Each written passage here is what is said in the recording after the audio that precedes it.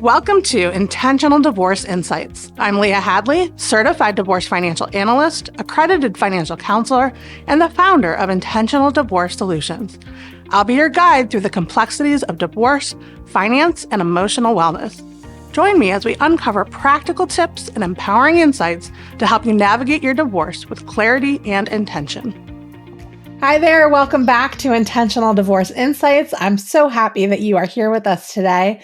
We have a wonderful guest here today. This is Karen Krupp. She is a self-empowerment coach dedicated to helping women build confidence, clarity, and courage as they create lives aligned with their deepest values. She specializes in supporting women who feel uncertain in their relationships, guiding them to find the strength to decide whether to stay, go, or grow in new directions. With over 23 years as a body worker and healer in massage therapy, Karen brings a deeply intuitive, holistic approach to her coaching. She is also a transformational women-centered life coach and NLP practitioner, blending practical tools with compassionate insight. Her work integrates mind, body, and spirit, creating a safe and supportive space where women can release self-doubt, reclaim their worth, and step into choices that honor who they truly are. Welcome, Karen. Thank you so much for being with us today. Thank you. When I hear that, I'm like, woo, yeah, we all need a cheerleader, right? For sure. So, Karen, I was wondering if you would start off by telling us a little bit about your personal story and how you got into the work that you're doing. Yeah, so I've been doing massage for a long time, as you mentioned, and I was looking for a new career knowing massage wouldn't last forever with body mechanics and all, and age-related stuff going on. And I was suggested to me to become a life coach. It was kind of like counseling. It sounded really a good fit for me. People were already spilling on their massage tables all about their lives, almost like I was a therapist anyway. So I got into coaching about 7 years ago, and through finding my niche, it started out in self-love because I needed a lot of that. A lot of coaches pick a niche that's relative to what they're going through on their own. And when I had left my last marriage and he was very unsupportive of my new career, it brought me to that, the niche that just feels aligned with helping other women make that decision too. I appreciate you saying that because although my ex-husband never had the opportunity to share whether or not he would have supported my business and growing my business, I know just from our relationship that would have been a hindrance for sure, that's not something that he would have been supportive of. And I think that it just takes a lot of courage, right? To say, like, to stand in your own and say, you know what, this is really important to me. This matters to me. And if you're not going to get on board, I'm still going to move forward. Yes, definitely. There was so much resistance, and I'm not sure what it was about. And at this point, I don't care anymore because that marriage is over. But there was a lot of resistance, and on his part, I'm not sure what it was. But I was wanting to grow, and I was in a place of spiritual growth, just personal growth, just all that stuff. And if your partner doesn't come along with that and try and see their own stuff, it doesn't work. We grow out of them just like we grow out of clothing or places we live in. Yeah. So you made the decision this last time to move forward with the divorce. Talk to me about like that decision. Did that take you a while to come to that conclusion? Kind of how did that process work for you? Yeah, I'd say it took over a couple of years of feeling very unseen and unheard, and even going to some therapy appointments that didn't work. It didn't feel like we were doing the work after therapy. Therapy just wasn't working.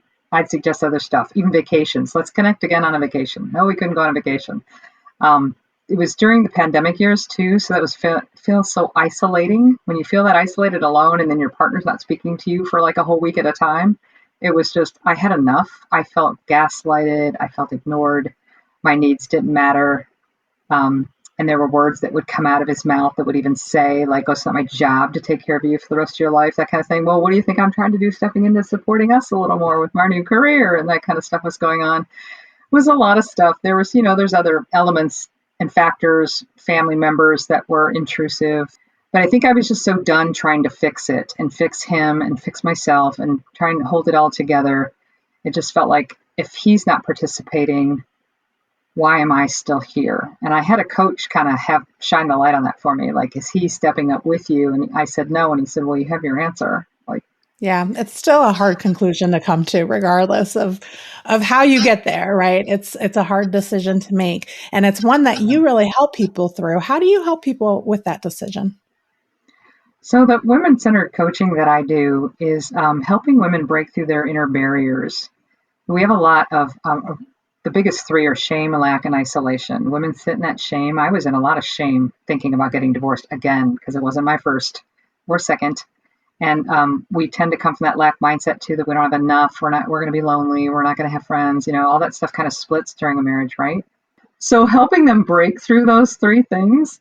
And there's a whole matrix of 21 other beliefs of, I'm not lovable or not good enough or I'm too much. And we all have those beliefs. When they break through those barriers and they can see them and start looking at taking responsibility for themselves, stepping in that responsibility to see those. I mean, oh my God, I've had this all my life, this playing the victim role or not being enough role. We have a lot of those. So we do, as women, we do a lot of over giving, over people pleasing, just shining the light in the mirror to them of what's happening so they can see their patterns. And then once we get through that and we break through that, like, oh my God, yeah, this is it. This is what's been happening and why it's been happening. And then we can move into a growth pathway of what skills and capacities do we need? How do we need to communicate now? About what boundaries do we need to put in? Kind of giving them the steps to really get at a higher level for higher level relationships, right? We don't want to stay in those lower level, lower energy relationships. And making that decision for divorce, like, really is difficult. And it's not like I want to lead them to divorce or not divorce, but just have some clarity of what's happening so they can see the patterns to see what's happening. Like, can you live with somebody that's doing this? Can you live with somebody, that's not faithful? Can you live with somebody that's gaslighting you all the time or not listening to you? Really ask those important questions. Yeah, those are absolutely important questions. And, it seems like we see more women, quite frankly, asking for the divorce. I forget what the statistics are, but it's a pretty high percentage of divorces that it is the woman who ultimately ends up asking for or filing for the divorce. And it is a tough decision to come to. And I know, Karen, it sounds like you were in a couple of years in making that decision. What would you tell yourself now if you were back then kind of making that decision and thinking that through? I probably would have gotten out way sooner. Mm. Yeah. I would have told myself that I was important enough to have a more lovable relationship in my life. That's huge. I have to imagine that there are a lot of our listeners who are really resonating with some of the things that you're saying, because I so often hear people say, yeah, we tried couples counseling, but it was more like a check the box. Like, we went to the session, but there was no work done afterwards, right? Or that, we do we plan the trip together, but then we don't end up spending time together on the trip, or somebody cancels it, or whatever the case may be, of people trying all of these different things. And I'm just curious, was there one moment in time where you were just like, that's it, I'm done? I think it was in some remarks around, as we're moving forward, as we were in our late 50s at the time, and I was thinking about setting up our wills and setting up budgeting, finances, and stuff like that. And he kept bringing it up. But when it came to doing it, when I sat down and said, yeah, we need to do these things, there was so much resistance. It was like, okay, I don't see us planning a life together if we can't plan a life together. There was no planning. There wasn't, I couldn't see a future with him when there was no planning for the future with him. Not that we have to have big, giant goals, but we should be on the same page with things. And we weren't on the same page with our finances. That was a big fighting issue all the time, which it is for a lot of marriages, money. And I can see in hindsight now where we didn't have discussions we should have had before we got married. That was my putting my head in the sand, don't want to look at it. Someone's just going to take care of me. That's where I was back then. Yeah. I wouldn't do that again, but yeah. And where are you now? How far have you come? Oh my gosh. Yeah. So my head's not in the sand anymore. I'm on a budget. I've created a budget for myself, and I put in all the little envelopes, and I love taking care of my money, where before it was always the man in my life, because I grew up in that generation where the men took care of all that stuff. So yeah, I'm handling all my own finances. I bought my own home. I successfully doing coaching and massage therapy still. I'm going to take a new training in breathwork facilitation so I can start adding that to my repertoire as well. I'm happy. I have grandkids, 3 kids. I'm happy. I love that. I love that. I'm a big proponent of breath work. So let me know when you start offering because I would love to come for sure. It'll be in Um, this area. Yeah, that's fantastic though. I mean, really, you've come so far. And I have to say, it is really empowering to step into that role of taking control of your money and being the one that's responsible, whether that's, the envelope system or whatever system works for you, just being empowered to know that like I get to make the decisions now. And that can feel very, very scary for people. Like, not I have to, right? I have to make the decisions now, but you get to, right? And that's exciting because it gives you options, it gives you choice, independence, right? And so I think that's really, really powerful to be in the driver's seat as it relates to money. And then buying your own home, that must have felt amazing. It did. And you said a key thing there, the have to versus choosing to. We have to change our language. I get a choice. That's Because right. so many times it's like, I have to do this, I have to do that. And we don't want to take that responsibility. And really that self-empowerment that I want to coach people on is taking responsibility. Stepping into that, I get to choose this. Yes, that's so, so, so important. So you mentioned that you have gone through more than one divorce. What would you say, like, did you learn something different from each one, or kind of like, what was that experience for you? Yeah, so I was, my first marriage was a longer marriage, the longest one I've had. I had three beautiful children from it. I was not in a place to be married. I would say, more irresponsible than anybody I know getting married. Um, and my kids know all this information. I kind of fell out of the marriage myself. I had an affair, and I left out of shame again because I felt like we could repair it. So I learned a lot about having those daddy issues and trying to take responsibility for my life. My second marriage was just a party, and he left me. It was just, yeah, he left me. He was quite a heavy drinker, and I kind of had to let that go and learn from that mistake that the opposite isn't always good too. There's got to be a blend. I learned a lot. So it's a lot about um, really getting to know and love ourselves, even the shadow sides and the sides we don't want to look at, like the part of me that was able to do that affair at that time, which would embarrass the hell out of me now. I'm not that person anymore.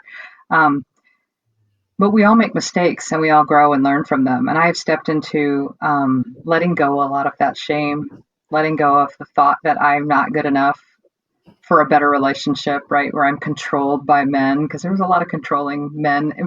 I married my father many times. He was a controlling man. Yeah, so I learned a lot from each of them. Yeah, that's important. And it's so important. And are you in a relationship now? I am not, and I choose not to be in one right now. Yeah. Tell me more about that.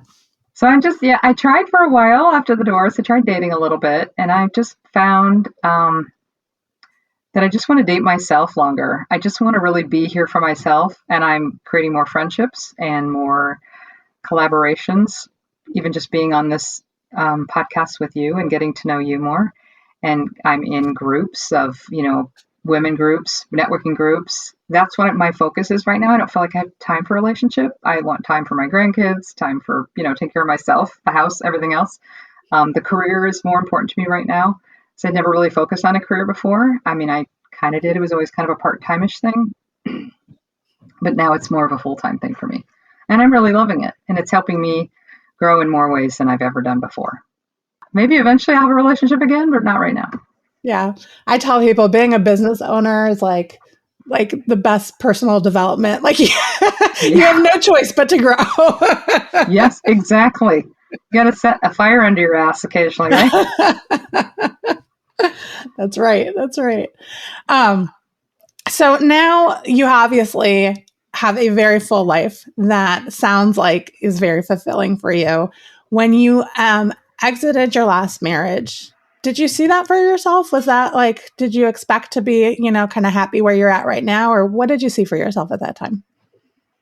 Yeah. So when I first got divorced, I wasn't sure where I was heading. I knew I jumped into more collaboration with somebody, getting some coaching help for taking off my business, lived in an apartment for a while, just settling in, just wanted some time to just really grow and heal And then I saw myself eventually getting a house. So I waited for about a year to do that. And it felt good. It felt like these apartments are kind of dark, and it was on the dark side of this building and there was woods behind me. It kind of felt like I went into a little cave for a while to kind of do enough healing and growing. And then I saw myself with more light and being in a home, and a home showed up for me, and the home has a ton of light coming in. I did not see it at the time, but I'm really happy where I'm at. I pictured something different than what I have now, but what I have now is something I'm really enjoying. That's wonderful. That's so wonderful. So Karen, tell me a little bit about some of the work that you do with your clients. Yeah, so I love the embodiment work.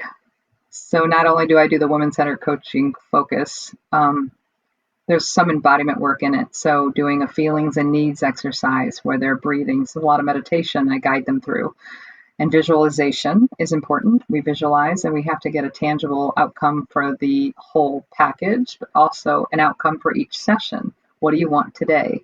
So we start with that. We go through questions of awareness to bring awareness to the topic of whatever's happening for them, find where they're stuck, try and break through those glass ceilings I mentioned, the not good enough, the shame, lack, isolation, whatever it is for them, and kind of develop growth pathways and what their next steps are. On each call that's happening, wherever they're at, showing up in little bits, right? So along that journey, they're showing up to hit that end goal, but they have little mini ones along the way of where they want to go. Okay. And do you just work with women, or do you work with men as well? Just women. Okay. And where can people find you on social media? I'm on LinkedIn under Karen Krupp, and I'm on Instagram as well. Okay, fantastic. And I know right now you have a very special offer for people. Can you tell us about that? Yes. So some people don't want to jump into a package for 12 sessions and pay like a high ticket item. They can just work with me for 90 minutes to get a result, stopping the spiral. I call it my blueprint call, a stay or go blueprint call. It's a paid session with me just to experience coaching and to get their next steps and vision of what that's going to look like moving forward if they were stuck in their relationship spiral of confusion. We kind of go around with the pluses and minuses in our relationship and kind of get them out of that spiral going on. Fantastic. I have to say, I was not familiar with coaching in general. I mean, beyond athletics, right? And then when I started my business and I started working with a business coach, I found how much they can really help you to get where you want to go faster, right? Like just more efficiently, to have that outside person help you to really find the wisdom that you already have, but to really be able to get you working in the right direction to be really efficient with the results that you're getting. And so I imagine even in a 90-minute session, that's a great opportunity for somebody to get to know what coaching is like, and then to see a real result is fantastic. Yeah, it's those powerful questions that get you thinking that we don't think about those questions to ourselves. It's not something we think to ask ourselves. And when a coach asks or can see something underlying, sometimes we have that intuition, as you probably know, of something that's not being said. And I kind of have a superpower there where something's not really being said, but it's happening underneath the surface, and just having plug those in, like, how's this sound? Try this on and see how it lands for them. Yeah. Yeah. Well, Karen, I really appreciate you taking the time to be with us today. Karen's email address is going to be in the show notes. So if you are interested in taking advantage of that 90-minute session or just learning more about Karen and her services, you can just shoot her an email and, of course, connect with her on the different social media platforms we mentioned. Those are also in the show notes for today. And any last words of wisdom for us, Karen? Love yourself enough to do the work. Oh, that's so powerful. Like mic drop moment. I love that so much, Karen. Again, thank you so much for being with us, and for our audience, we will see you next week. Thank you for joining me on Intentional Divorce Insights. It's a privilege to share this time with you. I hope each episode offers valuable guidance to navigate your journey. If you find our content helpful, please leave a review to help others discover the benefits of intentional decision-making in divorce. Until next time, take care and continue to embrace your path with intention.